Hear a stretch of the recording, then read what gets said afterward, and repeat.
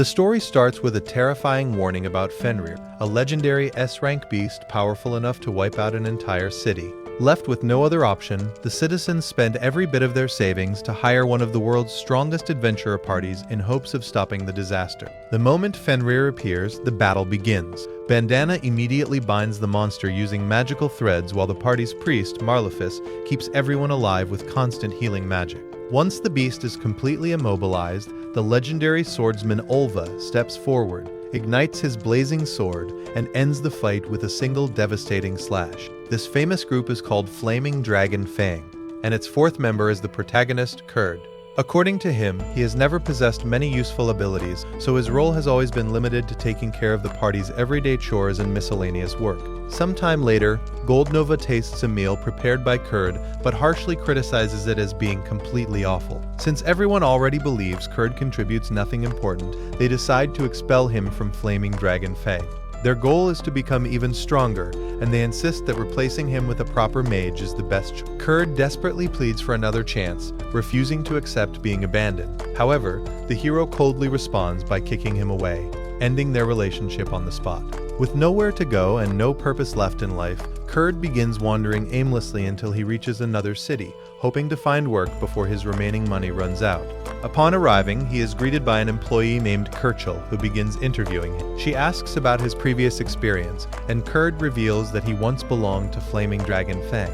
Even after learning that his duties mainly involved handling small tasks, Kirchel believes there may still be a suitable job for him. Before recommending any work, she explains that he must first undergo an aptitude test that determines his rank. The ranking system starts at G and goes all the way up to the powerful SSS rank. Hearing this, Kurd becomes hopeful that he might finally uncover a hidden talent. Unfortunately, the results crush his expectation. Kirchel informs him that every one of his abilities has been evaluated as G rank. The news leaves Kurd devastated because he desperately needs employment while his remaining savings continue to disappear. Noticing his situation, Kirchel asks him to carry a heavy sack. The simple task unexpectedly reminds Kurd of memories of his mother. After watching him lift it without difficulty, Kirchel concludes that he could at least qualify as a construction worker and immediately introduces him to another employer. Kurd soon arrives at a construction site, where he meets the supervisor, Alid. After showing him how to properly mix cement inside a barrel, Alid explains that his salary will depend entirely on the amount of work he finishes. Confident enough to leave, Alid says he will return a few hours later to inspect the progress. When Alid finally comes back several hours later, he is left speechless. In only 3 hours, Kurd has already repaired nearly 1/3 of the city's damaged walls. Thinking he might have disappointed his employer, Kurd apologizes for not accomplishing more and explains that he simply ran out of cement.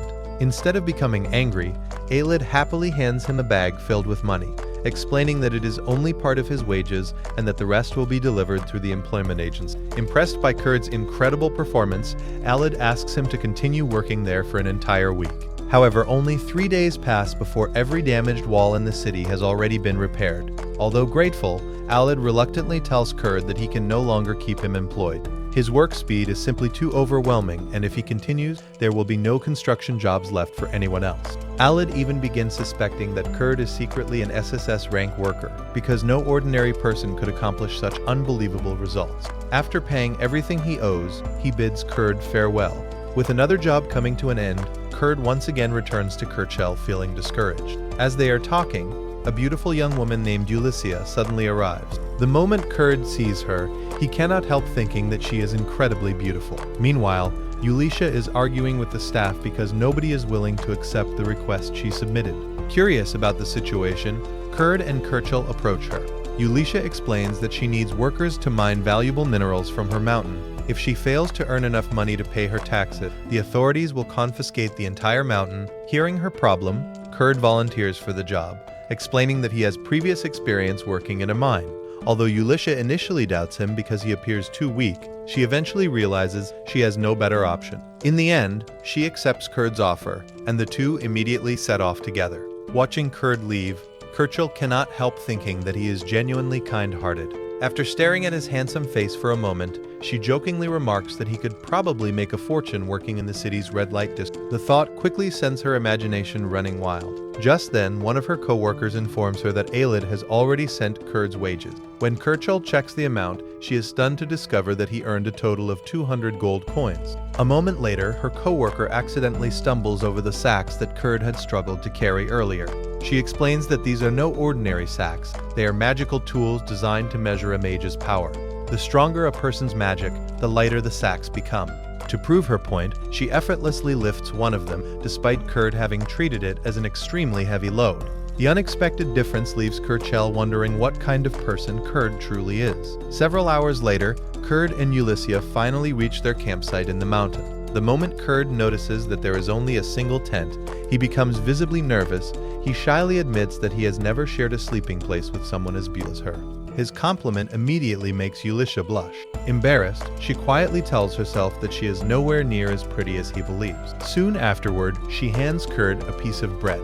The simple gesture makes him genuinely happy because it has been such a long time since someone prepared food for him. The moment also reminds him of his days with Flaming Dragon Fang, where he was never even allowed to eat together with the rest of the party. That night, Kurd accidentally catches a glimpse of Ulyssia sleeping without any clothes. Panicking, he blames himself for carelessly looking in her direction. Not wanting to remain inside the tent under those circumstances, he quietly steps outside to spend the rest of the night in the open air.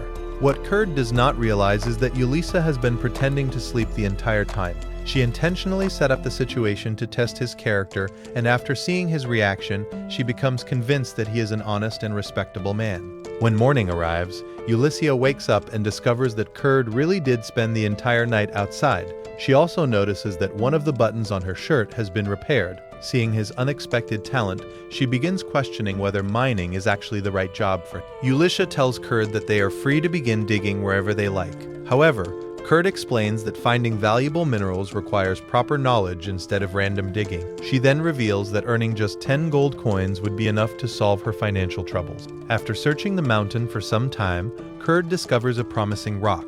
He breaks it apart and reveals several crystals hidden inside. Ulyssia is left speechless after realizing that those crystals alone are worth at least 3 gold coins, nearly 1/3 of the money she desperately needs. Despite that success, Kurd says they still have not found enough. He continues searching for a few more minutes before gathering an entire handful of crystal. Excited by their discovery, Ulyssia suggests selling them immediately. Kurd disagrees, believing they would receive far less than their true value. Instead, he uses his magic to fuse every crystal together, creating a single magic crystal. Ulyssia is completely astonished. She explains that throughout the entire kingdom, only around 10 mages possess the ability to create a magic crystal like that. Even those elite mages normally require close to an hour to complete the process. Sometime later, Kurd tells Ulyssia that he wants to remain in the mountains a little longer. Respecting his decision, she volunteers to sell the crystals herself, before returning as soon as she is finished. Eventually, Ulyssia reaches a trading post, where a knight immediately asks for the import certificates of the crystal. She calmly explains that the crystals were produced within the kingdom itself. After questioning her further, the knight notices the necklace she is wearing, which bears the symbol of adventurers connected to the royal crown. His attitude changes instantly, and he grants her permission to use a teleportation crystal that leads directly to the capital. Although Ulyssia knows she has no official connection to the crown, she also realizes that nobody would believe her if she tried to explain the truth. Not long afterward, she meets her old merchant friend Mimiko and tells her that she has several magic crystals available for sale. At first glance, Mimiko assumes the crystals are nothing special. However, after inspecting them more carefully, she realizes that the mana contained inside is incredibly dense and powerful, making them far more valuable than expected. She immediately offers 10 gold coins for a single crystal. Hearing that price leaves Ulyssia speechless, so she reveals that she actually has 49 more. Without hesitation, Mimiko purchases the entire collection for a total of 500 gold coins. Representing the royal court, Mimiko then asks Ulyssia to reveal the identity of the person who created those extraordinary crystals. She explains that someone possessing such exceptional talent deserves the kingdom's protection. Ulyssia refuses to answer, but Mimiko asks once more, this time speaking as her close friend instead of as a royal merchant. She even promises that the kingdom could offer Kurd an important position within the royal court. Unable to keep the secret any longer, Ulyssia finally gives in and tells her the truth. Afterward, Ulyssia heads to the employment agency to learn more about Kurd. There, Kerchel provides her with a detailed explanation about his background. Once the conversation ends, Elisha asks Kerchel to deposit 499 gold coins into Kurd's account. Using the authority granted through the crown, she also orders Kerchel to keep every detail about Kurd strictly confidential. The following day, Elisha returns to the mountain to meet Kurd once again. To her complete disbelief, she finds that he has built an entire house overnight. Kurd simply explains that constructing a house like this was completely ordinary where Elisha can only stand there in stunned silence. Meanwhile, elsewhere, the members of Flaming Dragon Fang suddenly find themselves under attack by a powerful monster. Flaming Dragon Fang is pushed into a desperate situation as the monster proves to be far more powerful than anyone had anticipated. Seeing their overwhelming disadvantage, one of the girls quietly realizes that this battle could mark the end of the legendary party. Elsewhere, Elisha tells Kurd that someone with his extraordinary abilities deserves a much greater position. She believes he could easily become the head of the Magic Institute and even earn the status of a noble. The proposal catches Kurd completely off guard. However, he humbly refuses, insisting that he is not the type of person capable of leading others. Instead, he admits that he would rather continue working alongside Elisha. His sincere answer leaves her speechless. Elisha then reveals that she kept only a single gold coin for herself because Kurd was responsible for almost all of the work. She suggests returning to the mountains to search for even more valuable mineral. Kurd confidently tells her that he has already located a mineral vein. After arriving at the site, he points out the exact place where she should begin digging before leaving to investigate another area on his own. Not long afterward, Elisha uncovers an enormous mineral deposit. Thinking Kurd could transform everything into valuable magic crystal, she immediately goes looking for him. What she finds completely exceeds her expectation. During the short time they had been apart, Kurd has been working non-stop and has already excavated an entire mine inside the mountain. Kurd casually mentions that he only managed to find a few useless materials. The moment Elisha realizes he is referring to mithril, she is utterly stunned, knowing that the entire continent is suffering from a severe shortage of that precious metal. To Kurd, however, mithril is nothing special. He explains that his hometown had such an overwhelming supply that people simply discarded it without a second thought.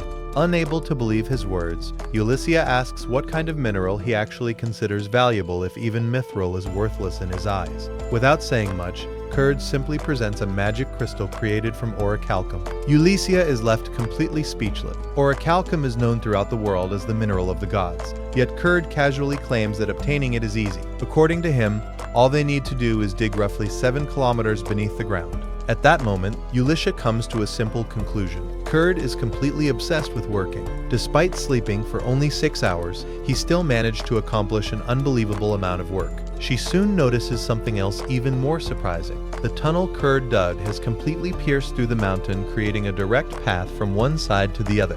Kurd explains that after spending 2 days gathering minerals, they eventually returned to the city of Samael. Thanks to the tunnel he created, the city is now directly connected to a nearby merchant. Elisha can charge travelers a fee for using the shortcut, giving her more than enough income to cover her taxes. The following day, Kurd is walking through the city when he unexpectedly runs into Bandana. Bandana informs him that he is officially no longer part of Flaming Dragon Fang. She explains that a few days earlier, Goldnova visited a restaurant, insulted the food, and walked out without paying the bill. After that incident, Goldnova ordered Bandana to find Kurd and bring him back by any means necessary, even if she had to threaten him. His only reason was that he wanted Kurd to cook for him again. Although Bandana accepted the assignment, she already knows the truth. If Kurd returns, he will most likely be arrested, and the entire party could even end up being disbanded. Rather than revealing everything, Bandana lies and claims that she was also expelled from Flaming Dragon Fang. She then asks Kurd if he can help someone she knows. According to her, a friend working at an atelier has encountered unexpected problems and urgently needs someone to fill in. Without giving it much thought, Kurd immediately agrees and heads straight to the address Bandana provides. The story then explains what an atelier is. It is a specialized workshop where magical tools created by mages are produced and sold.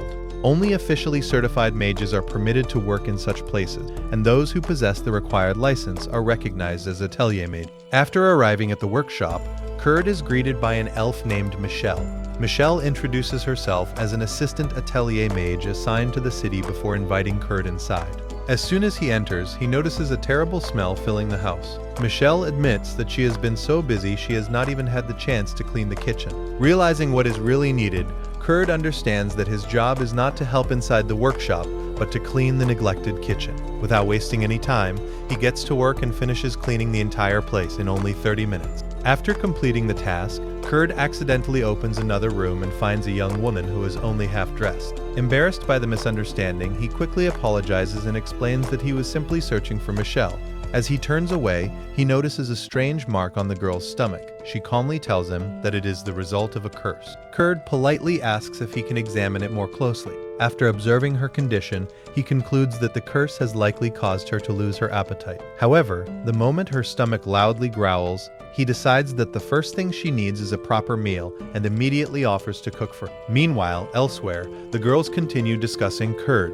Mimiko reveals that the orichalcum and mithril he obtained are worth an astonishing 80,000 gold coins. After realizing the true value of Kurd's abilities, they reach the same conclusion. They must protect him at all costs, because if someone with his talents ever falls into the wrong hands, he could become an enormous threat to the kingdom itself.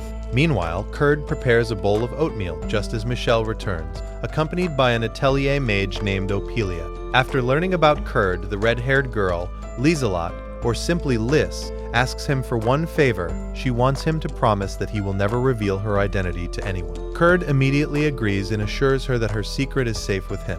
Once Ophelia pays him for his work, she asks if he can return every day to help out. After exchanging a few more words, Kurd heads home. Not long afterward, Ophelia goes back to check on Liz, who respectfully addresses her as her master. Their conversation soon turns to the oatmeal Kurd prepared. Ophelia warns Liz not to eat it immediately and insists that she first make sure it is not poison. Ever since the curse was placed on her, Liz has found it difficult to trust anyone. Even so, Liz quietly admits that for the first time she genuinely wants to place her trust in someone. The moment she takes a bite of Kurd's cooking, she suddenly collapses onto the floor. Seeing this, Ophelia immediately assumes the worst. Convinced that Kurd poisoned her, she becomes furious. However, before panic can spread any further, Liz suddenly regains consciousness. To Ophelia's complete disbelief, the curse that had tormented her has vanished, without a trace. The unbelievable result leaves her questioning Kurd's true identity.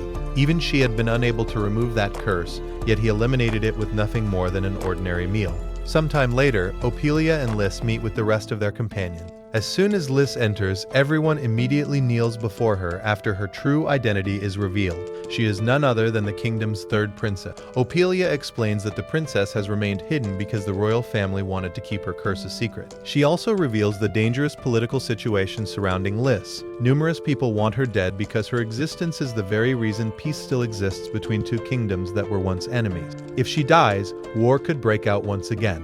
After discussing the matter for a while, Liz finally reveals that Kurd was the one responsible for lifting her curse. The revelation leaves everyone present speechless. Elsewhere, Elisha becomes increasingly anxious. Kurd had only been away for half a day, yet he somehow managed to cure a curse that even powerful mages could not remove. Meanwhile, Mimiko points out that the person responsible for casting the curse is most likely someone with close ties to the royal family. One of the names she suspects is Sinova, the commander of the armed forces. She also considers Tristan, the church's bishop, as another possible culprit. Even the third queen, Isadora, cannot be ruled out. After carefully considering every possibility, the group decides to set a trap. Since they have no evidence against any of the suspects, they need to lure the real culprit into making a move.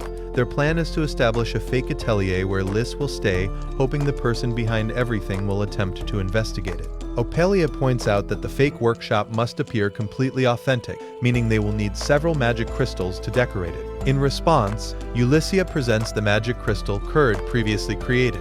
The moment Ophelia learns that Kurd personally made such an extraordinary crystal, she is completely stunned. The following day, Kurd returns to the workshop, only to discover that it has been closed. Michelle explains that Ophelia suddenly left without informing anyone, leaving no work available for him. With nothing else to do, Kurd heads into town to grab something. While walking through the streets, he notices a group of adventurers searching for another member to join their request. They explain that they need someone to accompany them to another city while helping protect the group along the journey.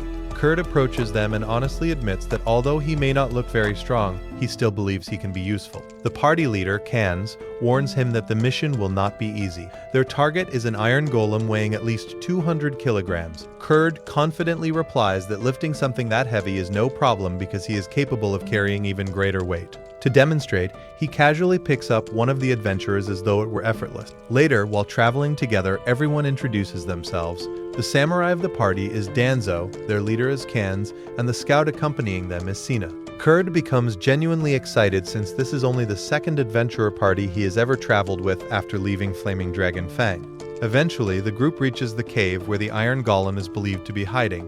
As Kurd walks inside, he accidentally steps on a slime. Sina quickly explains that slimes can be defeated simply by destroying the core inside their bodies. Unfortunately, because Kurd has almost no combat experience, he somehow manages to injure himself instead of the monster. Seeing his condition, Sina steps in and helps him deal with the slime.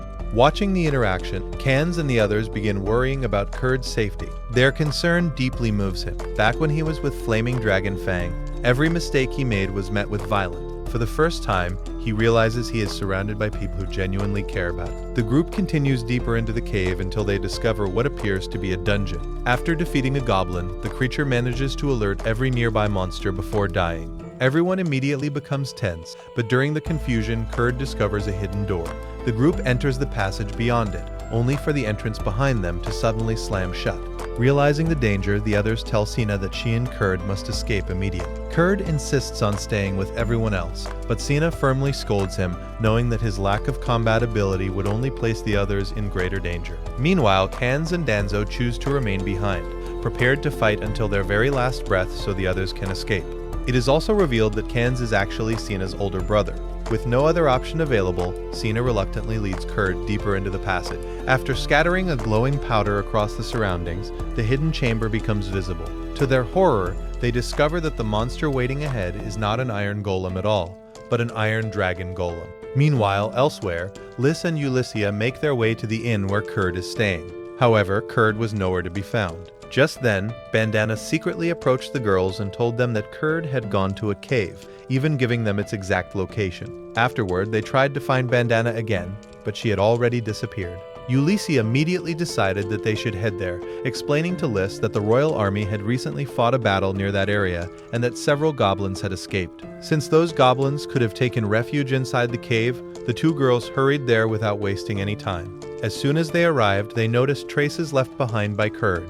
After entering the dungeon, Ulyssia activated an enhancement skill that sharpened all of her senses. Using her heightened sense of smell, she successfully followed Kurd's trail. She even became slightly jealous, joking that whoever left such a strong scent must have been very close to him. A moment later, they noticed a battle taking place deeper inside the dungeon, so Ulyssia immediately rushed over and helped the adventurers eliminate the goblin. Meanwhile, Sina regretted involving Kurd in the mission, because she believed that if they continued any farther, the three-headed dragon would surely kill him. However, Kurd encouraged everyone and assured them that he would get them out of the situation safely. He then charged directly toward the monster. After dodging one of its attacks, he jumped onto its body and began striking its weak points with a series of small but precise blows. Little by little, the golem started falling apart until, after only a few moments, Kurd completely destroyed it. Sina was left speechless because she could not believe how powerful he truly was. In a calm but intimidating manner, Kurd explained that he was already used to defeating monsters like this,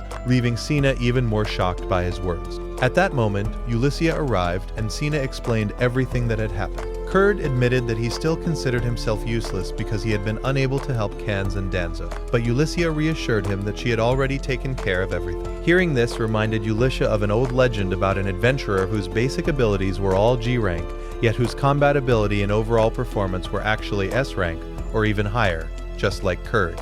Afterward, they reunited with the rest of the party, who thanked Ulyssia for saving them. She then informed them that a second atelier would soon open in the city, and that they wanted Kurd to become part of it. Since she had also been given permission to recruit adventurers, she extended the same offer to Danzo and his entire party.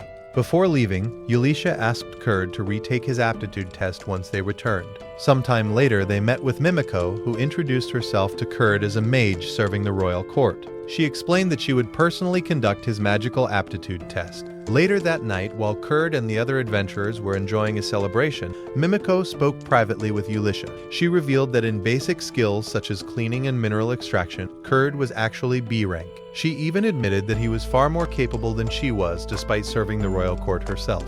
Because of that, they believed that personally examining him had been the right decision, and they also agreed that he would be the ideal person for the fake atelier they planned to establish. A few days later, the group traveled by carriage to the new border city where they would be living. The king had officially granted them permission to establish the new atelier there. It was also explained that the border city was located very close to the Demon Kingdom. Although it was not the largest city in the kingdom, it remained one of the most important because of its strategic location. During the journey, everyone began wondering what the master of the new atelier would be like. Their questions made Ulysses visibly nervous, while Sina started suspecting that something was being kept from them. After several more days of traveling, the group finally reached their destination. However, they quickly realized that the atelier had not been built yet, and all they had was an empty piece of land. Ulysses then asked Kurd if he could build the entire workshop. Kurd calmly replied that it would not be a problem and that he could finish everything in only 3 days as long as they provided the materials listed on the note he had just written. His answer left everyone completely stunned because constructing an atelier normally required several months of work. Finally, Ulysses told Kurd that they would stay at the inn so they would not get in his way, and she asked him to come see them whenever he became hungry. At the same time, Lys began acting much more affectionately toward Kurd because she had liked him ever since they first met. Later, the rest of the group gathered to talk, and a still shaken Sina admitted that she still could not believe Kurd had defeated the dragon the other day, using nothing more than a small knife. While fighting the monster, Kurd had casually explained that he was only able to defeat it because he knew how to extract minerals. Ulysses then revealed that she worked for the royal crown, while Lys revealed that she belonged to the Omiros royal family and was the third princess of the kingdom. Everyone was left completely shocked by the revelation. Sina then asked whether Kurd was also a member of the royal family, but Ulysses explained that not even they knew who he truly was. She revealed that they had been hiding his real abilities from him because he actually possessed the legendary SSS rank, and she reminded everyone that they must keep it a secret since Kurd would become the atelier mage of the new workshop. Sina became slightly upset after learning that they were using Kurd for their own benefit. However, Ulysses immediately explained that Kurd had managed to remove a powerful curse, simply by serving a bowl of oatmeal. She also revealed that everything they had done so far was part of a plan to expose the person who was trying to assassinate the princess. The girls went on to explain that because Kurd had always treated them with kindness, they knew he had a genuinely pure and noble heart. For that reason, they had also decided that they would do everything they could to protect him. Finally, Ulysses asked everyone once again to keep Kurd's true abilities a secret and help them protect him. Danzo replied that only the royal knights were obligated to obey the royal family's orders. As adventurers, they were free to make their own decisions, and since Kurd had helped one of their companions and had proven himself to be a genuinely good person, they gladly accepted Lys's request. Although Sina agreed, she still admitted that she was not comfortable trusting people so quickly. Ulysses then reminded her that she herself had only known Kurd for 6 days. Those words made Sina stop and think for a moment, so she decided to take a walk to clear her mind. While walking around, she came across Kurd and was left completely stunned after seeing how much progress he had already made on the atelier. Kurd greeted her with a smile, and Sina became even more surprised when he casually explained that in his village, finishing a building within a single day was considered completely normal. He even believed that he was working slower than usual. Sina then asked whether he truly felt happy doing all of this work by himself. Kurd honestly replied that he was happier than ever because everyone in this group treated him kindly. Unlike Flaming Dragon Fang, where he had eventually been thrown out and constantly called useless, everyone here appreciated him. Hearing those words reminded Sina of what Ulysses had said earlier, making her realize that Kurd truly was a kind and pure-hearted person. Smiling warmly, she told him that from now on, they were friends. Meanwhile, in another scene, a mysterious woman gave Danzo information about the missing fourth member of their party. She explained that the transporter whom Kurd had replaced that day because of an illness had actually been working with dangerous criminals whose goal was to eliminate adventurer parties. That was also the reason the group had been sent into the cave where they were supposed to die at the hands of the goblin. Several hours later, Danzo tracked the man down to a bar. The moment the man saw Danzo, he panicked and ran away until he found himself trapped inside a narrow alley. Danzo confronted him there and after threatening him, decided to spare his life. However, he warned him never to come near any of them again.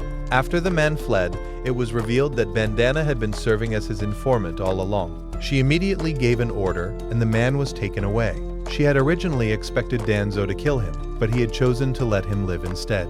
At the same time, another scene revealed a mysterious girl lying unconscious inside a summoning circle. A few days later, everyone finally arrived at the new workshop and was left completely speechless by what Kurd had built. Instead of an ordinary atelier, he had constructed what looked like a luxurious mansion. It even had fully grown fruit trees, despite not enough time having passed for them to grow naturally. Kurd happily welcomed everyone and personally gave them a tour of the entire building. Every room amazed them because of how elegant and luxurious everything looked. He even demonstrated a magical artifact that could produce an endless supply of water.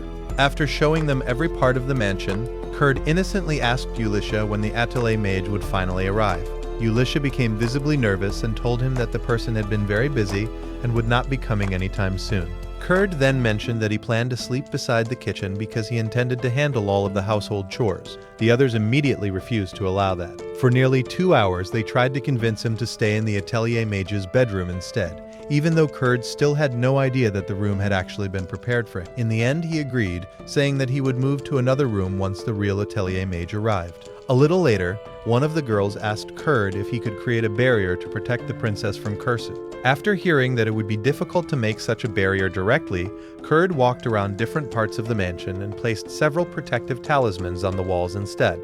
When he eventually reached Lys's room, she rushed out excitedly because she thought Kurd had come to see her. She openly admitted to Ulisha that she had been waiting for Kurd in her bed, causing Ulisha to immediately scold her and tell her to stop thinking about such things. Lys only teased her in return by asking if she was jealous. Ulisha became even more flustered, insisting that she had no reason to be jealous at all, and begged Lys not to ruin Kurd's innocent and pure nature.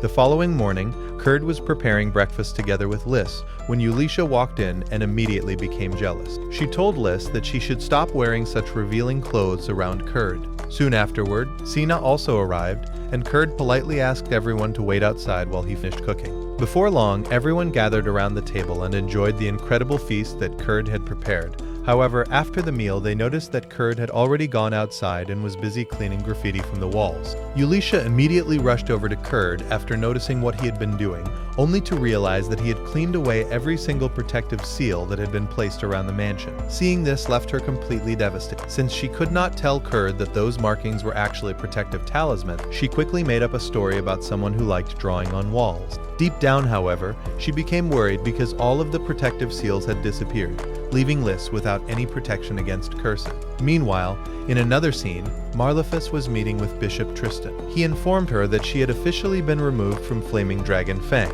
Because the party had recently been involved in several scandals, Marlefus tried to defend herself, but Tristan explained that her poor reputation had already stained the image of the church. Even so, he admitted that she had accomplished many great deeds over the years. For that reason, he offered to forgive all of her sins and promote her to the position of priestess if she agreed to use her magic to assist the church. As Tristan handed her a glass of wine, Marlefus accepted the offer, saying that she was willing to do anything in exchange for becoming a priestess. However, she froze the moment Tristan revealed her first mission. He wanted her to assassinate the third princess, Lys. The instant she drank the wine, Marlefus collapsed to the ground because it activated a curse hidden inside her body.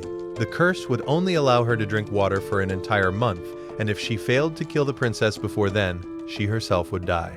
At that moment, Marlefus finally realized that Tristan was actually a demon king. Meanwhile, while everyone was enjoying lunch, Ulisha wondered why no one had attempted to attack the princess yet. She even suspected that Kurd's cooking might have been neutralizing any curses directed at Lys. At the same time, Ophelia continued searching for any threats that might be approaching. As soon as Lys tasted Kurd's food, she was completely delighted by it and jokingly asked him to cook for her again if she were ever cursed in the future.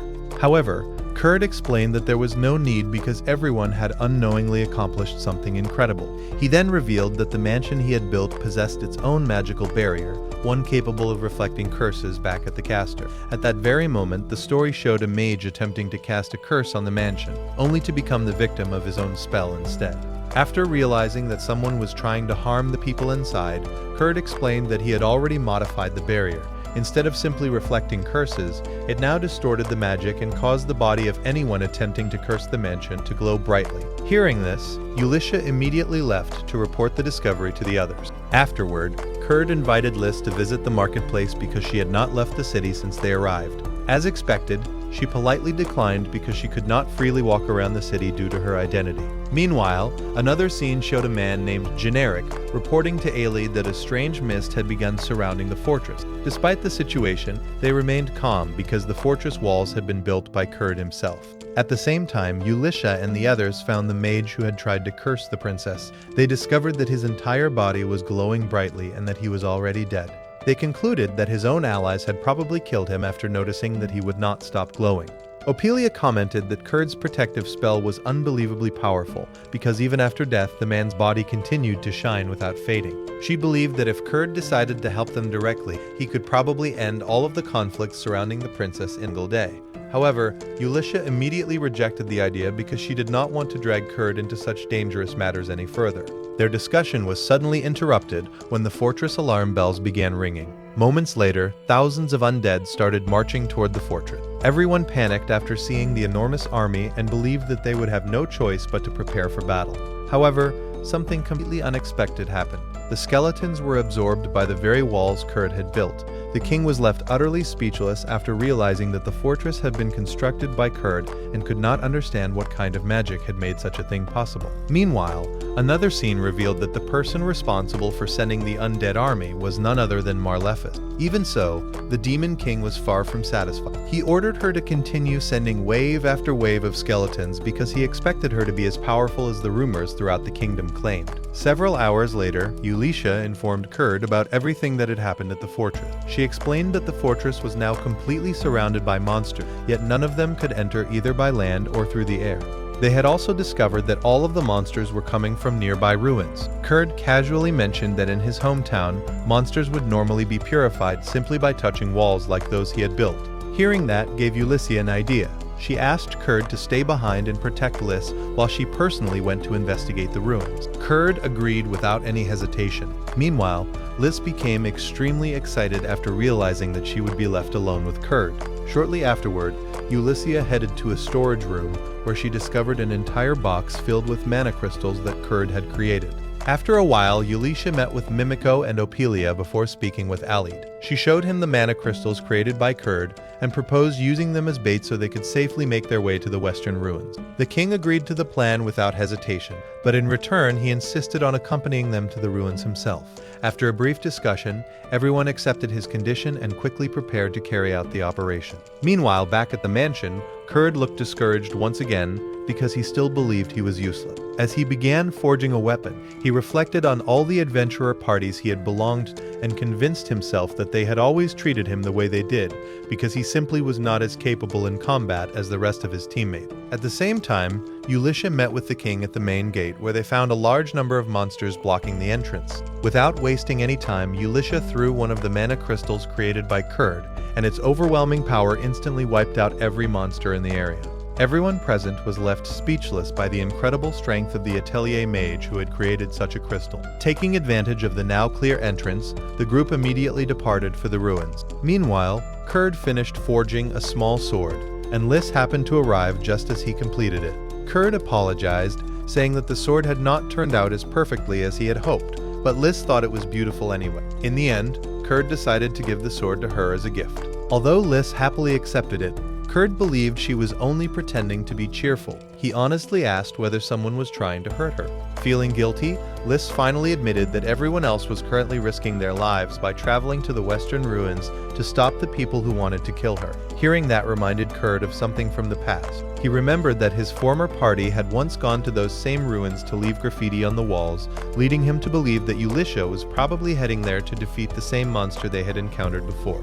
Realizing this made Kurd feel even worse because he had not been able to accompany her and help during the battle.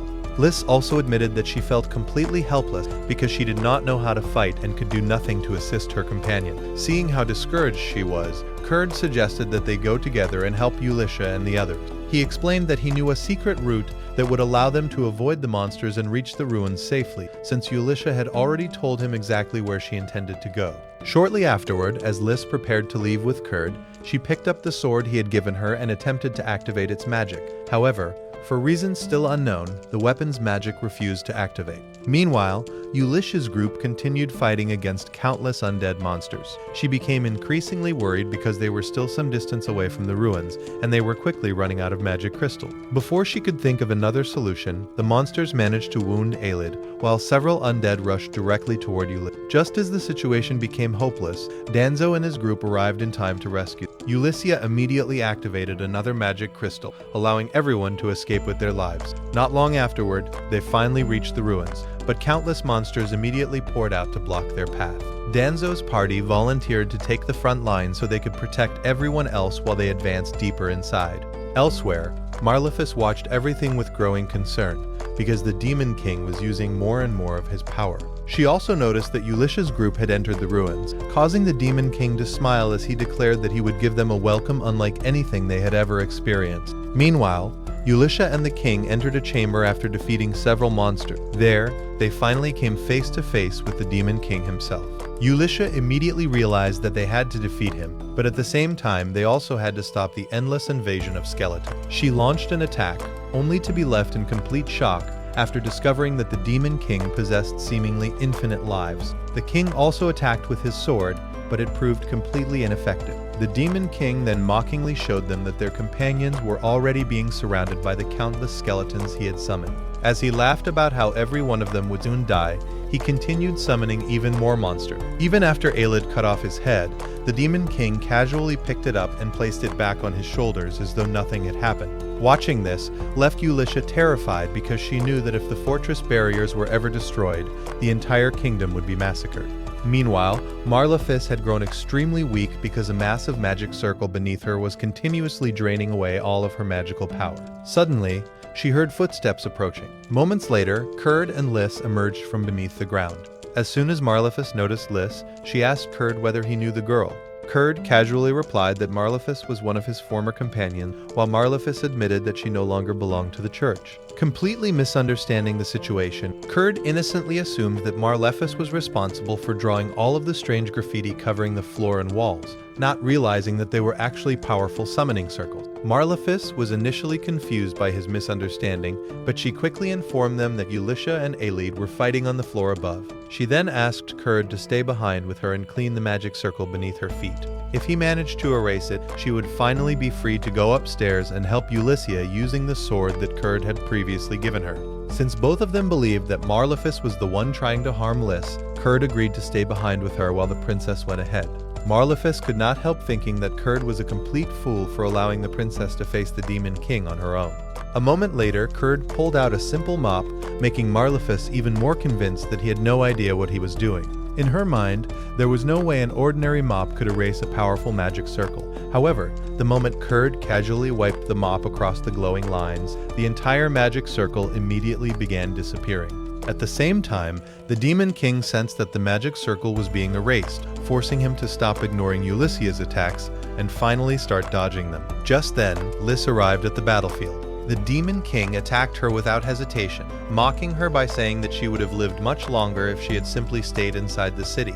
However, the instant his attack landed, Lys's body transformed into countless magical butterflies. It was revealed that she had only been an illusion, and Lys explained that everything was possible because of the sword Kurd had given her. The Demon King immediately launched another attack, but it was just as ineffective. Moments later, Lys reached one of the magic crystals created by Kurd and activated it without hesitation. The crystal's power instantly struck the Demon King, causing him to collapse on the spot. Even Marlefus was shocked after hearing the Demon King's screams and realizing that they had actually defeated him. At that very moment, every monster scattered throughout the area vanished completely, leaving Opelia and Mimico overjoyed. After the battle ended, Ulysses immediately scolded Lys for disobeying her order to stay inside the mansion. Lys apologized to both of them and admitted that, for a brief moment, she truly believed they had died.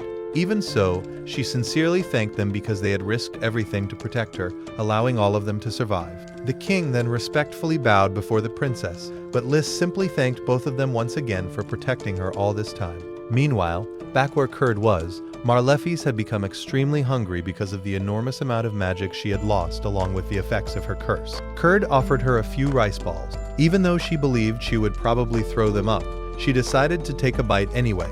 To her surprise, she found them absolutely delicious. At that very moment, she realized that her curse had completely disappeared. The truth finally hit her. Throughout all the time Kurd had been a member of Flaming Dragon Fang, he had actually been protecting everyone without them ever realizing it. Overwhelmed with guilt, Marlefus broke down in tears after understanding that they had constantly been saved by Kurd, yet all they ever did in return was look down on him and treat him with contempt. Filled with regret, she sincerely apologized for everything she had done to him. Just then, Lys arrived together with several royal guards. The guards immediately arrested Marlefus because they believed she was responsible for everything that had happened, completely unaware that she had been manipulated by the Demon King.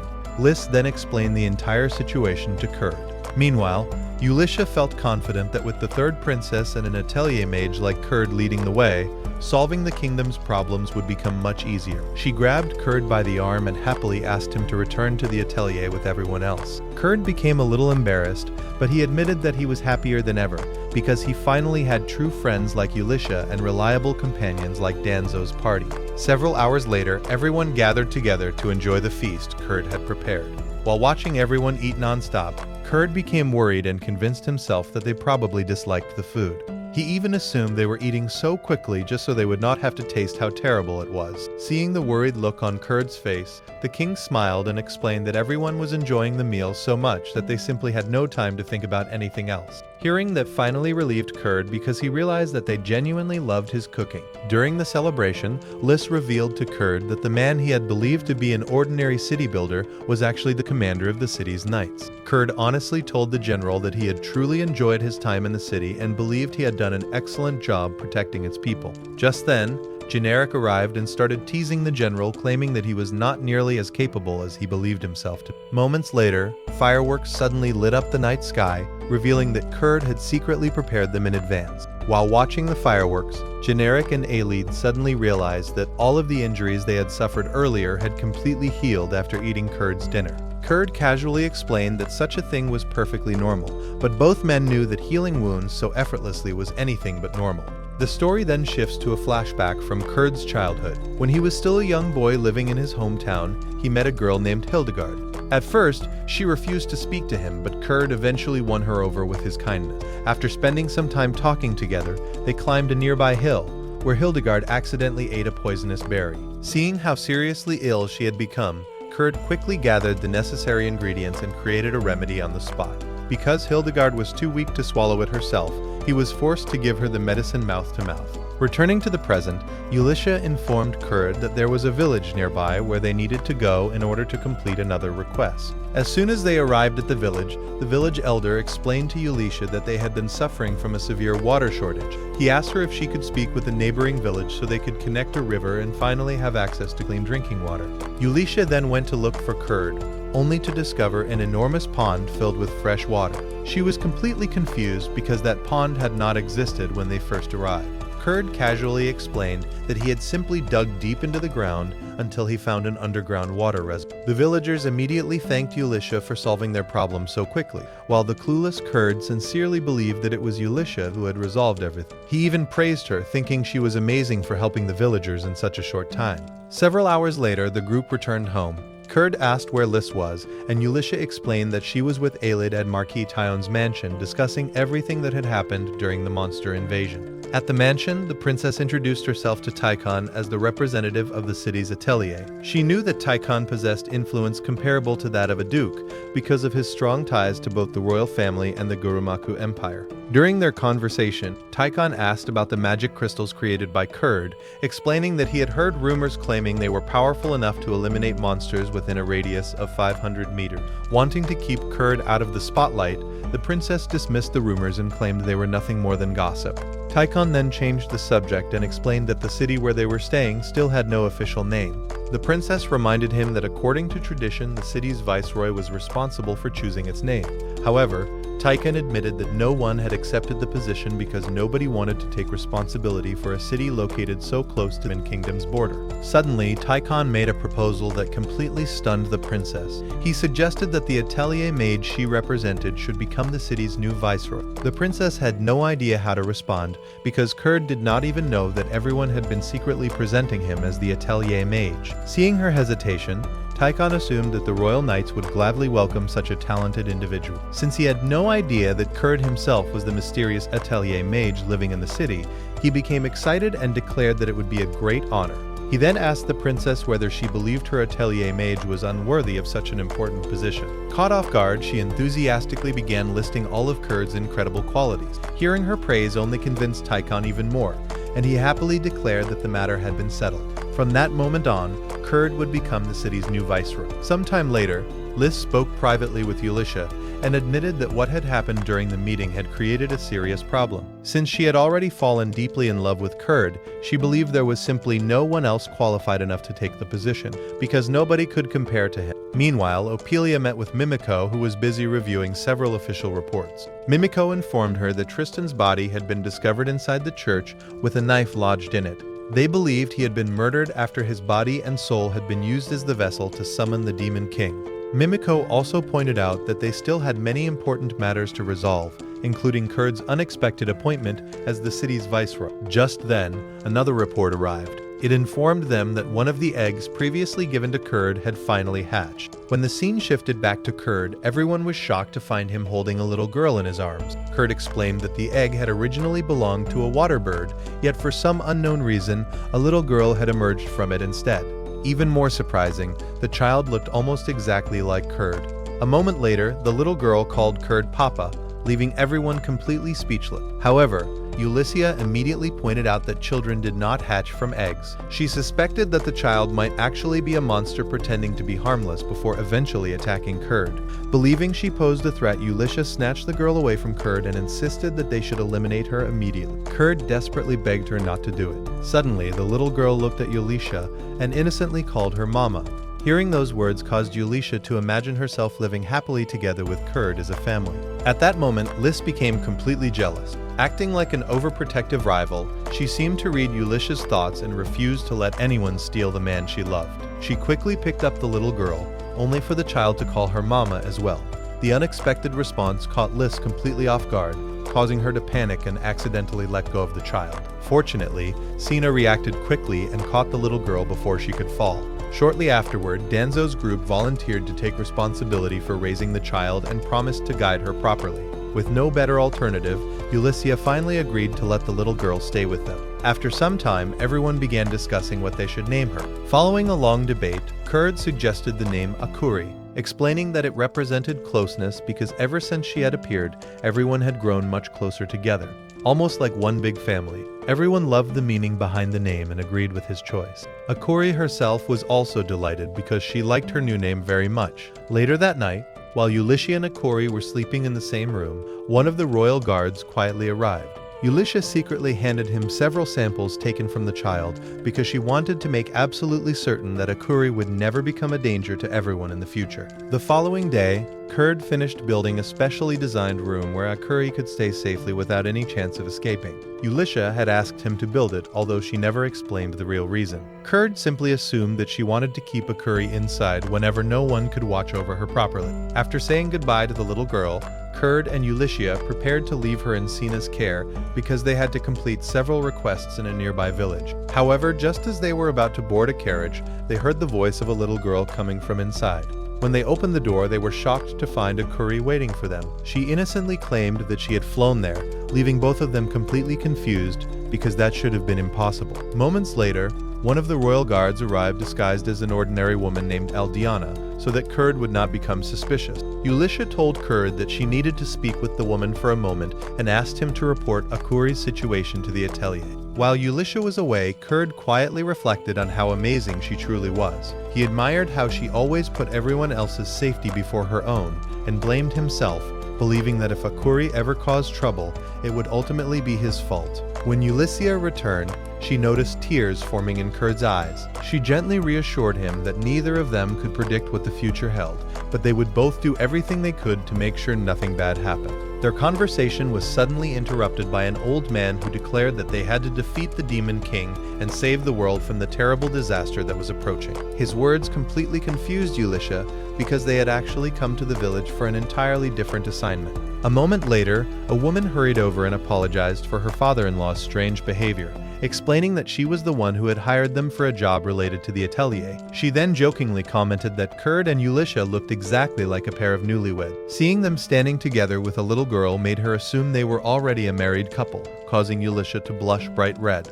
Hoping to change the subject, Kurd politely asked what kind of problem she needed help with. The woman explained that the pigs on her farm had refused to eat for several days. After listening to her description, Kurd suggested that the animals were probably suffering from heat exhaustion. He immediately prepared a delicious meal for the pigs, making the woman extremely happy before she left to continue her work elsewhere in the village. While Kurd busied himself preparing food for the animals, Yulisha remained distracted, still unable to stop thinking about being mistaken for Kurd's wife. She tried to calm herself by wondering why her heart felt so strangely restless. Before she could figure out the answer, a gigantic dragon suddenly flew overhead. Yulisha instantly became alert and urged Kurd to move away, but Kurd calmly reassured her. He explained that in rural areas, dragons often appeared whenever people prepared food for livestock because they also wanted something to eat. His casual explanation completely stunned Yulisha. As Kurd and Akuri watched the dragon peacefully enjoying its meal, Yulisha suddenly noticed the strong smell of blood nearby. She immediately went to investigate and soon discovered a royal guard lying on the ground with serious injury. At that moment, she sensed someone's presence and immediately entered battle. Kurd rushed over, but the injured guard warned him to leave immediately because the mysterious warrior had only come to kill them. Meanwhile, the dragon had become completely tame after eating the food prepared by Kurd. It picked up Kurd and Akuri and carried them away from the battlefield. Left behind, Yulisha and the royal guard continued fighting, but during the battle Yulisha received a deep slash across her stomach. As Solv moved in to finish her off, Yulisha quickly threw one of Kurd's magic crystals. The crystal created a massive explosion that devastated the surrounding area. Despite suffering heavy damage, Solf emerged from the rubble and revealed a terrifying demonic form. The demon admitted that he finally understood how one of the demon kings had been defeated, realizing that the explosion had completely destroyed his transformation. Seeing a demon standing before her filled Yulisha with fear, because it had been 100 years since a demon had last entered the kingdom. With all of her resources exhausted, she believed that her end had finally come. However, just then Kurd returned, flying through the sky on the dragon's back. After landing on top of a nearby tree, something unexpected happened. The pigs from the village suddenly charged toward the battlefield in a massive stampede, creating enough confusion for everyone to escape by riding on their backs. During the escape, Kurd told Yulisha how much she meant to him and how important she was in his life. Even so, Yulisha convinced herself that he probably cared about her only as a close friend, especially because she had become increasingly jealous whenever she saw how close he was to Lis. At that moment, she finally admitted to herself that she had completely fallen in love with Kurd.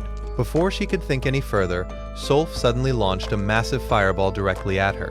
Yulisha immediately drew the sword Kurd had given her and resolved to continue fighting because she now had someone precious she wanted to protect. Solf then unleashed an even larger fireball, and Yulisha attempted to split the attack in half with her sword. However, just then Akuri suddenly appeared above her. For some unknown reason, the demon immediately dispersed the attack so that Yulisha could protect the little girl. The demon even retreated in visible fear after witnessing what had just happened. Both Yulisha and Solf were left wondering how Akuri had managed to appear there when Kurd had left her far away only moments earlier. At that moment, Yulisha realized that Akuri possessed teleportation magic, an ability considered extremely rare in this world. Even the greatest researchers had never been able to fully understand how that type of magic worked. Meanwhile, Kurd noticed that several of the piglets had been injured during the battle, so he healed them and returned them safely to the woman who owned the farm. Later, while Kurd was flying through the sky on the dragon's back, he suddenly sensed a strange presence nearby. Meanwhile, Yulisha was traveling in a carriage with Akuri. While thinking about everything that had happened, she could not understand why Solf had suddenly dispersed the enormous fireball instead of letting it hit them. The demon had only changed her actions after seeing Akuri, making Yulisha even more convinced that the little girl was hiding an incredible secret. She decided that she had to continue investigating Akuri because too many mysteries surrounded her. Her thoughts were interrupted when she looked outside and saw Kurd returning on the dragon. Yulisha was surprised to discover that the dragon was carrying the badly injured Solf. Kurd explained that after leaving earlier, he had gone into the forest and found the demon lying unconscious on the ground. Since he could not ignore someone who was suffering, he decided to prepare medicine for her even though she had previously tried to kill him. Solf could not understand why Kurd would choose to save his own enemy and called him a fool for trying to heal her. However, Kurd calmly explained that when she dispersed the fireball earlier, she had prevented it from striking the girls. Because of that single action, he believed she deserved to have the favor returned. After finishing the medicine, Kurd tossed it to Solf. The moment she drank it, all of her injuries disappeared instantly. Even so, Kurd had secretly mixed a paralytic into the medicine that would keep her unable to move for at least 3 days. Although he wanted to help her, he still believed it was safer to prepare for the possibility that she might attack again. Kurd also told Solf that he understood her duty was to hunt dragons, but he would never allow her to harm the dragon that had become so precious. Even though Kurd assumed Solf probably could not understand his language, the moment he mentioned Akuri's name, the demon immediately reacted. Back in the present, Ulyssia was left completely confused after hearing everything that had happened. Several hours later, the group returned to the Atelier, bringing the restrained demon with them. Akuri became extremely excited when she saw Sina and Liss again after they had returned from outside. Ulyssia believed that Akuri and Liss should not spend too much time together, but she still allowed them to play for a while, because in the end, she felt that Akuri had saved her life. Their peaceful moment was interrupted when a young man suddenly arrived, introducing himself as the city's Atelier mate. While Kurd had been away, Ulyssia had secretly searched for someone willing to pretend to be the real Atelier mage in order to protect Kurd's identity. Completely unaware of the truth, Kurd became genuinely excited because he believed he had finally met the real Atelier mage. The young man introduced himself as Riku, but something about him immediately felt suspicious to Ulyssia. She asked everyone else to leave so she could speak with him privately. Once they were alone, Riku suddenly stepped closer to Ulyssia. She instinctively tried to strike him, only to realize that he was nothing more than an illusion. It was then revealed that Liss had created Riku using the magical power of the sword Kurd had given her. Liss cheerfully admitted that she had designed the illusion based on how she imagined Kurd would look when he became older. The illusion soon disappeared, and just then Ulyssia received a message from Mimiko informing her that the investigation into Akuri would be completed within 3 days. Several days later, Mimiko finally met with everyone to reveal the results of the investigation. She explained that despite carefully analyzing every sample Ulyssia had provided, they still had no idea what Akuri truly was. The examination revealed that her body contained many of the same components found in ordinary human. However, it also contained tiny traces of magic crystals and spatial magic, something that should have been completely impossible for any normal human. Kurd recognized the term spatial magic and asked what it meant.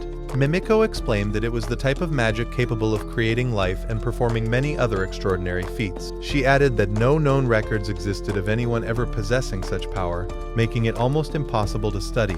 Yet for some unknown reason, Akuri's body contained small traces of that mysterious magic. Because of this, Mimiko concluded that the safest solution would either be to place a curse on Akuri or eliminate her altogether, since she represented a potential danger to everyone. Kurd and the others immediately objected. Since there was still no evidence proving that Akuri was actually a monster, they begged Mimiko to allow her to remain with them. After thinking about it for a while and seeing how deeply everyone cared about the little girl, Mimiko finally agreed to let Akuri stay.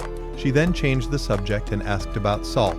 The group led her to the room where the demon was being kept. Mimiko began questioning Solf, but instead of answering, the demon suddenly launched an attack. Fortunately, the protective barrier surrounding the room blocked the strike completely. The demon then declared that she would only answer questions from the person who had defeated her in battle, clearly referring to Kurd. Because of that, everyone brought Kurd to speak with her. Solf immediately asked whether he knew Hildegard, explaining that Kurd had mentioned her name before. Kurd replied that he had known Hildegard ever since they were children, and that they used to spend a lot of time talking together. Hearing this, Solf asked Kurd to help rescue her because she claimed that Marquis Tychon was keeping Hildegard imprisoned in the basement of his mansion. Solf also revealed that the reason she had been pursuing them all this time was because of Akuri's unique magic. She had witnessed Akuri suddenly appear through teleportation and believed that such an extraordinary ability might be the key to saving Hildegard. To prove that she was telling the truth, Solf showed everyone the necklace she wore around her neck and explained that it was the reason she had stopped her attack after recognizing the symbols engraved on Kurd's weapon. After a long discussion, everyone agreed that rescuing Hildegard was the right decision. Mimiko immediately brought out a map of the Marquise's mansion because she intended to join the rescue operation as well. She carefully explained everything they knew about Tychon, including how his wife had died and the existence of a hidden room that only the Marquis himself knew. Although Mimiko possessed the key to that room, they still needed a way to enter without raising suspicion. After discussing several possibilities, she came up with a plan. She would create the illusion of a thief entering the secret room, forcing the Marquis to open the door himself in order to protect whatever he was hiding inside. The moment he opened it, the rest of the group would slip in unnoticed. Lys then reminded everyone that a festival would be held in a few days, making it the perfect opportunity to visit the Marquis under the excuse of introducing Riku, the fake Atelier mage. The girls also decided that leaving Kurd alone with the demon would not be a good idea, so they arranged for him to attend the festival as part of a double date instead. To decide who would accompany him first, they settled everything with a game of rock, paper, scissors. Lys won the game, and Eulishia immediately warned her not to do anything inappropriate with Kurd, leaving both Solf and Mimiko completely speechless after hearing how protective she sounded. Several hours later, the group arrived at the Marquis' city. Before entering, Lys summoned the illusion of Riku to maintain the disguise of the city's Atelier mage. After arriving, Riku parted ways with Kurd and announced that he needed to prepare for his meeting with Marquis Taikon. Since Lys had won the game earlier, she informed Eulishia that she would be the one accompanying Kurd together with Akori. Kurd happily agreed, believing that Akori would enjoy spending time at the festival. The following day, the three of them enjoyed their outing together at the festival. Lys showed Kurd a unique type of spineless cactus that was considered a local specialty from her hometown. Kurd ended up buying 2 of them, one for each of the girls. Afterward, they sat down to rest while enjoying a refreshing drink. Akori took a sip first, before sharing it with Lys. A moment later, Lys shyly offered the same drink to Kurd. As soon as Kurd drank from the exact same spot where she had placed her lips, Lys blushed intensely. In her mind, she excitedly imagined that it was almost like sharing an indirect kiss with him. Sometime later, Lys realized that Kurd had visited many festivals during his days with Flaming Dragon Fang, but Kurd calmly explained that he had never actually been able to enjoy them. Instead, he always stayed behind at the stables, watching over the group's belongings and preparing everything they needed before leaving. Hearing that made Lys realize just how cruel his former party had been. However, Kurd simply smiled and explained that he had eventually gotten used to it and had never spent much time dwelling on it. Even so, he added that he wanted Akuri to enjoy every single moment of this festival so she could create happy memory. Those words touched Lys deeply. She gently took Kurd's hand and secretly decided that today would finally be the day she confessed her feelings to. Still, she wanted him to enjoy the festival first before telling him how she truly felt. Not long afterward, they arrived at a game stall where the challenge was to guess the exact weight of a container filled with beans. The winner would receive 10 kilograms of beans as the prize. Kurd entered without hesitation and easily guessed the correct answer, winning the contest. The three of them spent the next several hours happily enjoying everything the festival had to offer. Eventually, Lys guided Kurd and Akuri to a quiet park located away from the crowded festival grounds. She had chosen the peaceful place because she believed it would be the perfect setting to confess her love after such an enjoyable day together. As she slowly moved closer to Kurd, she suddenly noticed that he looked troubled.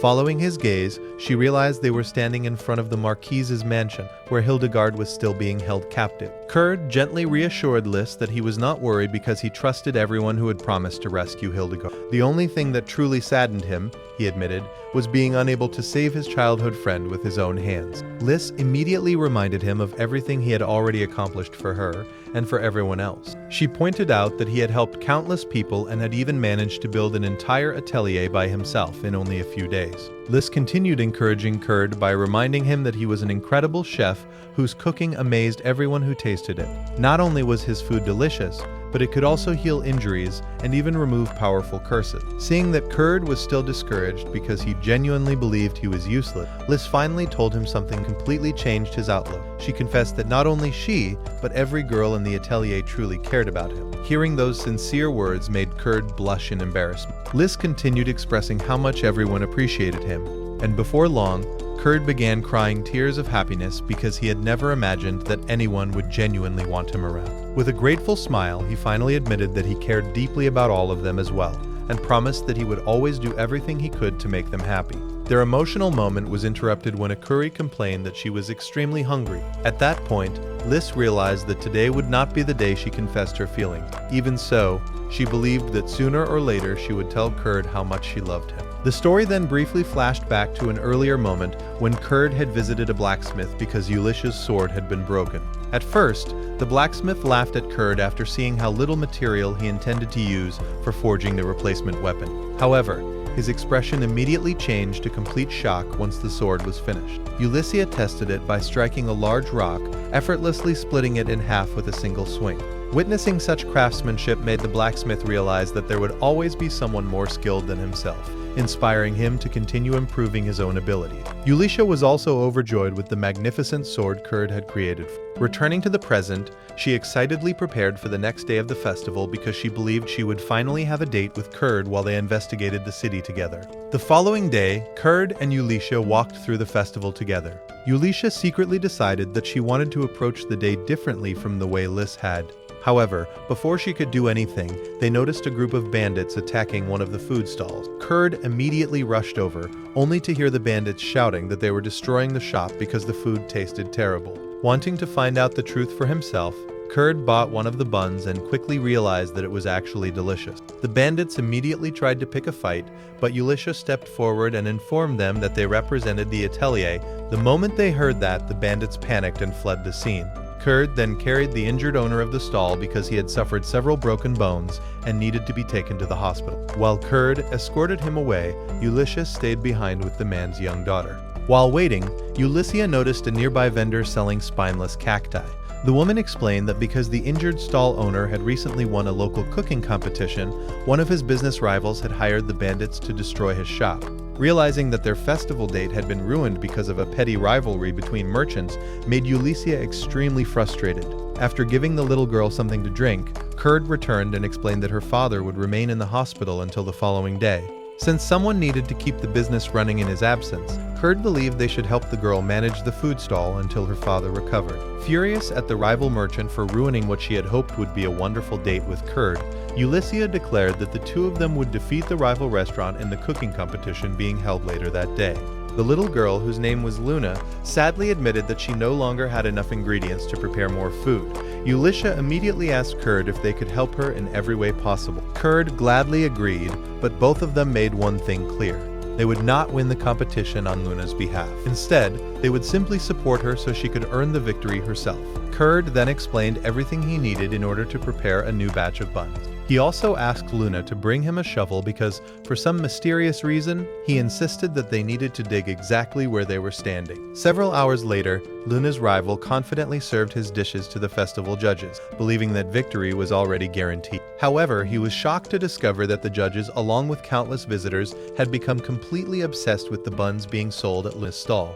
Curious and increasingly irritated, he hurried over and found the shop overflowing with customers. The sight made him furious because he had spent money hiring bandits to destroy the stall completely. Soon afterward, the judges arrived at Luna's booth. She proudly offered them one of her freshly made buns. At first, they looked puzzled because the filling was unusually dark. Luna explained that the buns contained sweet beans combined with cactus honey. The judges immediately tasted them and were completely amazed by the flavor. The rival chef could not believe that such a simple bean bun could taste so extraordinary, so he decided to try one himself. The moment he took a bite, he felt as though it had been prepared by the gods themselves. Just then, Ulysses arrived and explained the secret behind the buns. They had been steamed using the water from natural hot springs. Everyone became confused because there were no hot springs anywhere near the town. Ulysses calmly revealed that Kurd had simply dug into the ground and created an entirely new hot spring in only a few hours. The rival chef immediately argued that they should never have been allowed to alter the land without permission. Ulysses quickly responded that the princess had already spoken with Marquis Tychon and received official approval. After all, the hot spring Kurd had created would remain in the city permanently and attract countless tourists in the future. Hearing that only made the rival chef even angrier. He immediately approached one of the judges and reminded him that he had already paid them to make sure he would win the competition. The judge was so impressed by the buns that he refused to accept the bribe. Furious, the chef spotted the bandits in the distance and stormed over to scold them, demanding that they finish destroying Luna's business. However, it was soon revealed that the bandits were actually nothing more than one of Lys's illusions. Lys calmly informed him that the real bandits had already been arrested. At that moment, Ulysses arrived and presented a complete list of crimes the chef had committed through his restaurant. Overcome with rage, the man pulled out several knives and attempted to attack Lys. He was immediately restrained, and Lys revealed her true identity as the third princess. Ulysses then informed him that because he had attempted to attack a member of the royal family, he would now receive a life sentence. The royal guards quickly took him away. After everything was over, Lys admitted that she had not been able to fully enjoy the date she had hoped to spend with Kurd. Even so, Ulisha told her that what mattered most was seeing both Luna and Kurd happy after winning the cooking competition. Meanwhile, another scene showed a messenger reporting the incident to Marquis Tychon. He informed the Marquis that the chef had been arrested after threatening the princess with a knife. On top of that, every one of his crimes, along with the involvement of several accomplices inside the castle, had been exposed, resulting in all of them being arrested. Tychon immediately became worried because with nearly all of his cooks imprisoned, there would be no one left to prepare food for the princess during her visit. The messenger then suggested serving the winning dish from the cooking competition, which happened to be the buns prepared by Kurd's group. Tychon thought it was an excellent idea and ordered the messenger to bring the cook responsible for the buns to the mansion first thing the following morning. He wanted the cook to personally prepare food for the princess during their meeting. At that moment, Tychon recalled a previous conversation he had with Lys, revealing that he had plans of his own because he intended to ask the Atelier mage for a favor during their upcoming meeting. The following day, Kurd met with the others, and they handed him a map showing the location where Hildegard was believed to be imprisoned. Riku explained that Kurd would be responsible for investigating the mansion while the others distracted the Marquis, since unlocking the hidden room would not be an easy task. After saying goodbye to everyone, Kurd planned to visit Luna's food stall with Akuri to help her once again. As soon as Kurd left, Lys dispelled all of her illusion. Ulisha then reminded everyone that they still had one major problem to solve. In order to create those illusions, Lys needed to be holding the sword Kurd had given her at the very beginning, and she would not be able to do that while standing directly in front of Tychon. Ulisha also explained that they had already prepared a backup plan to deal with another weakness of the illusion. Since the illusions could pass through walls and solid objects, Lys would create additional illusions to hide those flaws through clever visual tricks. The next day, the girls headed to the Marquis' mansion. Just after Lys summoned the necessary illusion, Ulisha received unexpected news. They learned that Kurd had been hired as the mansion's temporary cook during the princess's stay. The revelation left both Ulisha and Lys completely stunned. Meanwhile, Kurd was still helping at Luna's stall when several royal guards arrived to place an order for 100 buns to be delivered to the Marquis' mansion. Kurd and Luna gladly accepted the request. While preparing the order, Kurd even gave several freshly made buns to the guards as a gift. The guards enjoyed the food so much that they eventually fell asleep while still standing. After some time, Kurd woke them up and informed them that the order was finally ready. He then decided to accompany them to the mansion himself. As soon as Kurd arrived, he realized that the delivery destination was none other than Tychon's mansion, the very place where Hildegard was supposedly being held captive. After receiving the order, Tychon's assistant asked Kurd to remain at the mansion until the banquet ended, because the Marquis might want to personally thank the cook. Kurd saw no reason to refuse and agreed to stay. Once the assistant walked away, Kurd quietly noticed what appeared to be the hidden entrance leading to Hildegard's location. Meanwhile, the princess's meeting with Marquis Tychon officially began, and they discussed the incident involving the former chef. Outside the room, Ulisha anxiously hoped that Kurd would not do anything reckless. However, Kurd was already speaking with Akuri about Hildegard. He explained that he believed his childhood friend might be imprisoned behind the mysterious door standing before them, but he sadly admitted that he had no way of opening it. Akuri immediately offered to help. She gently touched Kurd, and in an instant teleported him directly inside the hidden room. Although Kurd wondered whether what they were doing was really the right thing, he suddenly heard a woman's voice coming from behind another locked door. Unable to ignore it any longer, he unlocked the door and discovered an adult woman imprisoned inside the room. At the same time, another scene showed Tychon talking privately with Riku and Lys. Following Lys's plan, Riku excused himself, claiming that he would leave the two of them alone so they could speak in private. In reality, Lys remained behind in the room by using one of her illusions, secretly listening to everything the Marquis intended to discuss with the supposed Atelier mage. Marquis Tychon suddenly asked whether the Atelier mage would be interested in obtaining the Fountain of Youth, leaving Lys completely shocked. Meanwhile, back with Kurd, the woman told him that he could enter freely because she rarely had any visitors. Akuri noticed that the woman looked very sick, so she offered her one of the buns Kurd had prepared. The moment the woman ate it, she immediately felt much better. After talking for a while, she revealed that Hildegard was being held in the basement directly beneath them. She then opened a hidden passage and asked Kurd and Akuri to follow her. Meanwhile, Tychon explained that the Fountain of Youth was still being researched and was considered one of the greatest goals of Atelier mages across the world. Many researchers had been studying long-lived races such as elves and demons in hopes of uncovering its secret. However, Since obtaining the real fountain of youth was nearly impossible, Tychon proposed creating a potion that could produce similar effects. He had heard that the potions and other creations produced by the Atelier had shown extraordinary results on ordinary people. At that moment, Lys finally understood why Tychon had kidnapped Hildegard. It seemed that he had been experimenting with her cells in hopes of creating the fountain of youth. Taking advantage of the opportunity, she asked why he was so desperate to obtain such a potion, especially since he appeared unusually anxious whenever he talked about it. Disguised as Riku, Lys replied that he had no problem getting his hands dirty if necessary, but he wanted to know who the potion was really for.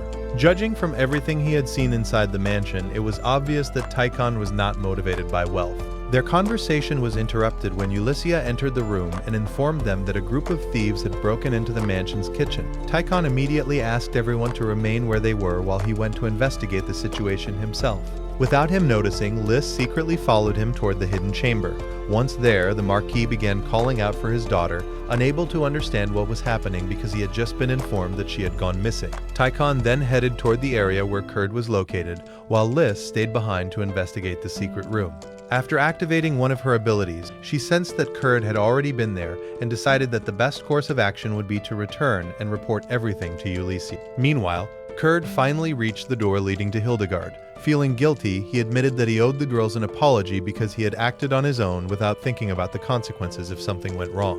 The door finally opened, revealing Hildegard chained to the floor inside a powerful magic circle that kept her imprisoned. Kurd immediately approached her, and Hildegard recognized him the moment she saw his face. At the same time, Tychon's daughter released Hildegard from her restraints. Kurd thought that after not seeing each other for so many years, he should probably greet her with a compliment. However, when he noticed that she looked exactly the same as she had 10 years earlier, he could not think of anything to say.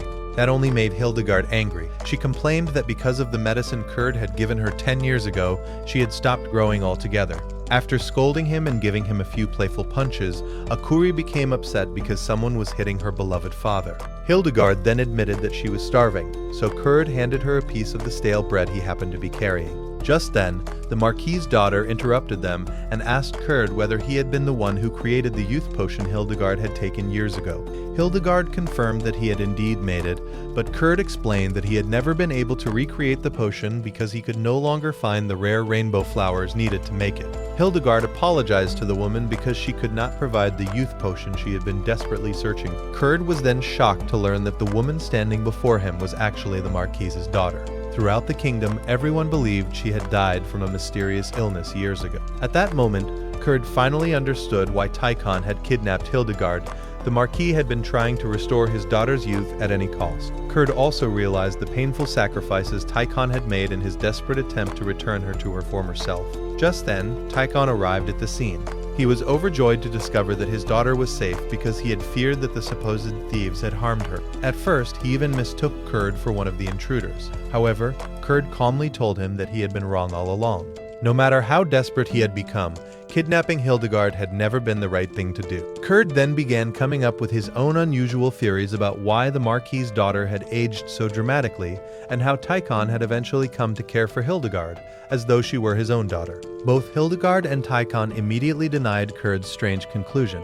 However, Kurd ended up calling the Marquis a cradle robber, convinced that he simply liked young girls. Tychon panicked and desperately denied every ridiculous theory Kurd came up with. Since Kurd refused to stop making assumptions, Hildegard finally cast a paralysis spell on him. She then turned to the Marquis's daughter and asked if she was truly certain about her request. Without hesitation, the young woman answered that she was, and declared that she wanted Hildegard to kill her own father. Tychon was left completely stunned after hearing those words, while Kurd could not understand why she hated the Marquis so much. Shocked by everything happening around him, Tychon ran out of the room, only to find the others waiting outside. Lys calmly explained that she understood why he had done everything he did because of the aging curse affecting his daughter. Even so, combining demon cells in an attempt to prolong her life was an unforgivable act. Not only was it morally wrong, but it also violated the teachings of the church. Unable to hold back his emotions any longer, Tychon admitted that he was tired of being powerless to save his daughter. He removed the crystal embedded in his ring and smashed it against the floor, creating a summoning circle. It was revealed that he had made a contract with a demon, allowing him to summon it whenever he wished. However, the summoning unexpectedly failed because of the underground excavation Kurd had created earlier while making the hot spring. Before anyone could react, Hildegard arrived and introduced herself to the others. She and Liz immediately started acting possessive over Kurd, with both girls making it obvious that they wanted him all to themselves. Putting that aside, Hildegard declared that she intended to kill the Marquis because at any moment he could attempt another demon summoning that would cost innocent people their lives as well as his own soul. Just as Hildegard was about to carry out the execution, she was suddenly interrupted by the Marquis's daughter, who appeared before everyone looking completely young again. She revealed that everything had changed thanks to Kurd. The bun he had given her had completely removed the aging curse. Meanwhile, Akuri gave Kurd some medicine, allowing him to recover from the paralysis Hildegard had inflicted on him. Seeing everything that had happened, Tychon sincerely apologized to the princess for all the trouble he had caused. Liz admitted that as a princess, she should not simply overlook such crimes. Even so, she chose to forgive him on the condition that he dedicate himself to serving the city's Atelier from that day forward. The girls also told Hildegard that they still wanted answers to several questions. Once they learned the truth, both she and Solf would be set free.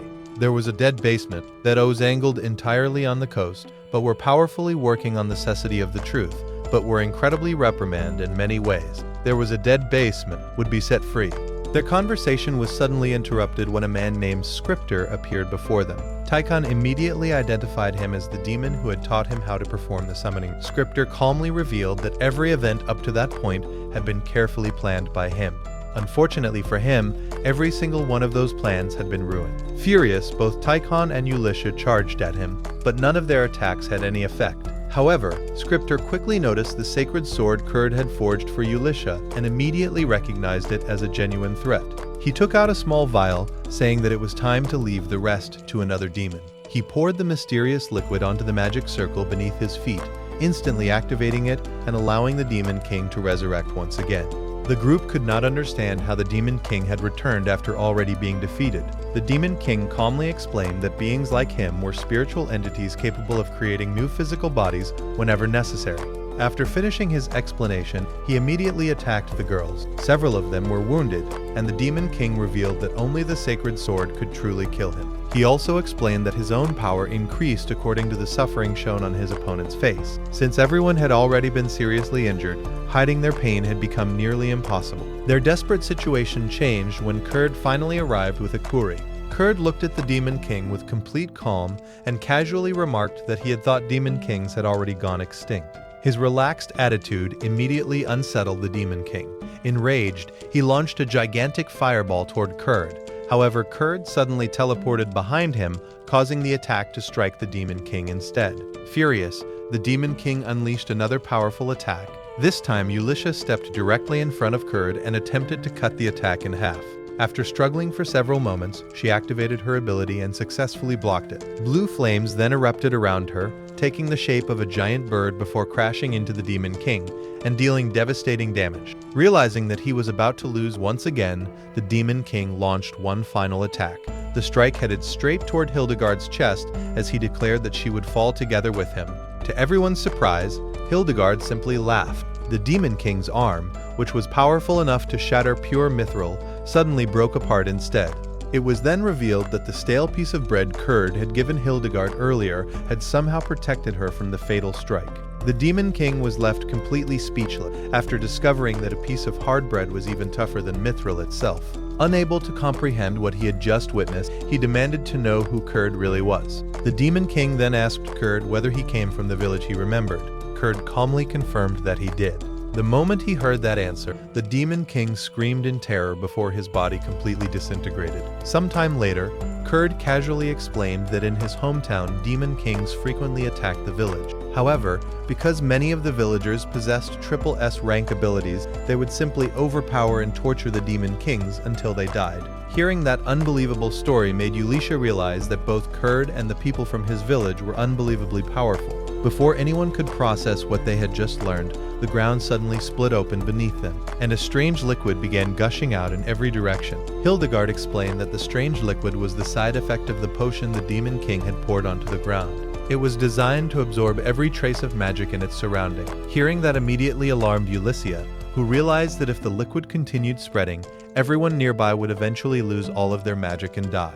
Just then, They were interrupted by Taikon's assistant, who arrived carrying several buns in his hands. To everyone's surprise, the demon immediately ate every single bun before quietly leaving the area. The group was left completely confused because none of them understood what had just happened. It was then revealed that the assistant had previously trained under Bandana. She had once explained that, in ancient times, buns like the ones Kurd prepared were used as offerings to maintain peace with demons. In other words, if Kurd truly wanted, he could potentially command an entire army of demons simply by offering them his cooking. Several days later, Taikon officially introduced his daughter to the people of the city, revealing that she was still alive. At the same time, Solf departed alongside Hildegard on a journey to the Demon Kingdom. The story also explained that both the hot springs Kurd had created and Luna's food stall had become huge attractions, bringing great success and prosperity to the city.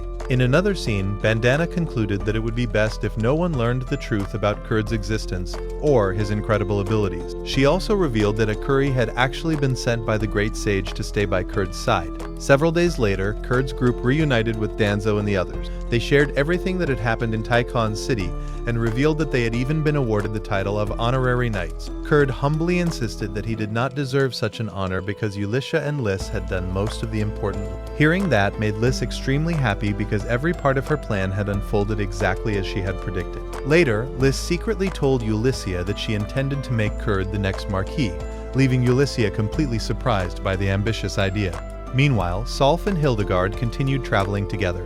Hildegard quietly carried an orichalcum rose that Kurd had made especially for her.